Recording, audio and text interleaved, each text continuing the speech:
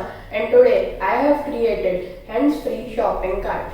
As we all know, during COVID-19 times, it is not safe to touch the handles of the shopping cart.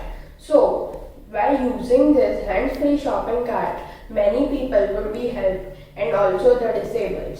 In future, some modifications can also be added, such as the robot navigating the store for us and showing us where to go. Now I will run the program.